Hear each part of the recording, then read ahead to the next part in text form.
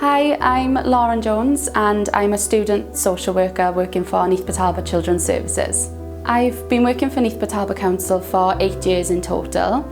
I started as an apprentice when I was 17. I then secured a permanent admin post and eventually moved on to securing a support worker role. When I was in admin, I quickly realised that I was interested in this field, so I was supported then to apply for a support worker role in children's services. Whilst working as a support worker in children's services, I was given the opportunity to apply for a secondment to be a student social worker, which is where I am now, and hoping to qualify this year. So when I was a support worker, I had regular supervisions with my manager. I had expressed an interest in doing social work and she recognised that, which is how the secondment opportunity came about.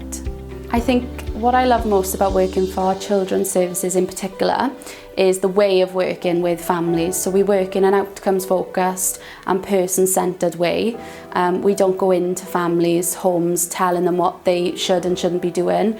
We have conversations with them about what matters to them to get the best outcome for them. So that's definitely important for me and something that I love about working for Neath Talbot. The other thing I love most about working for Neath Talbot Council is definitely the people and the management. So my colleagues and every manager I've worked with have been so supportive and approachable. So I've been fully supported from start to finish, from being 17 years old as an apprentice all the way up to being a student. I'm seconded, meaning that all of my training and education is paid for by Neath Talbot Council.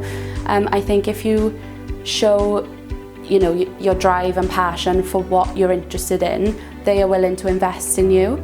To anyone that would like to apply or wants to apply for Neath Talbot Council, I'd say just go for it.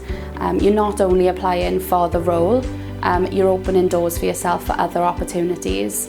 I think as a 17-year-old apprentice, I never would have imagined myself being a social worker at the age of 25. And I think without those opportunities given to me, I wouldn't be in the position I am today.